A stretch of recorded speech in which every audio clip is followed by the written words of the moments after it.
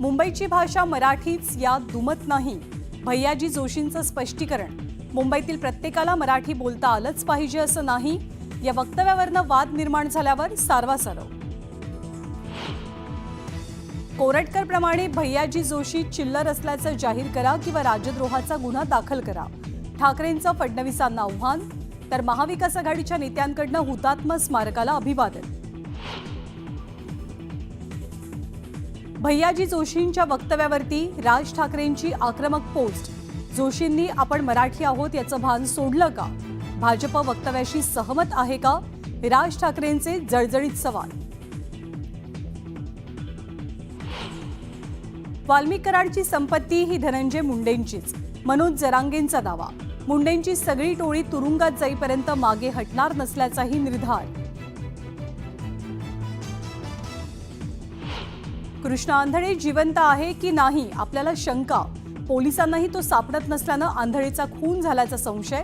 संजय शिरसाट यांचं मोठं विधान. आमदार सुरेश धस यांचा कार्यकर्ता सतीश भोसले विरोधात 2 गुन्हे दाखल. कारमध्ये नोटांची बंडलं फेकतानाचा व्हिडिओ अंजली दमानी यांनी शेअर केल्यानं कारवाई.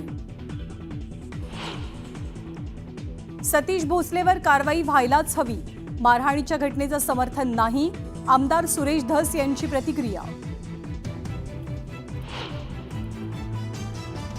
रायगडमध्ये महायुतीतला वाद चिघळला. थोरवेंनी तटकरेंना दिली औरंगजेबाची उपमा. तर थोरवे गद्दारांची पिलावळ म्हणत अनिकेत तटकरेंचा पलटवार.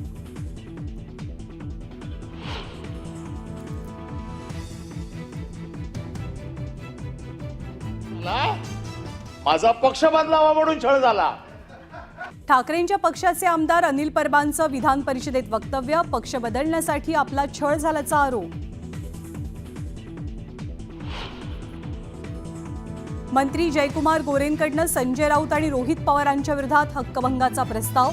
जाणीवपूर्वक बदनामी केल्याचा गोरेंचा आरोप. तर गोरेंच्या विरोधात तक्रार करणारी महिला 17 तारखेपासून उपोषण करणार. राहुल गांधींचा महाराष्ट्र दौरा. धारावीतील चर्मकार बांधवांशी साधला संवाद. राहुल गांधींनी स्वतः शिवली लेदरची बॅग.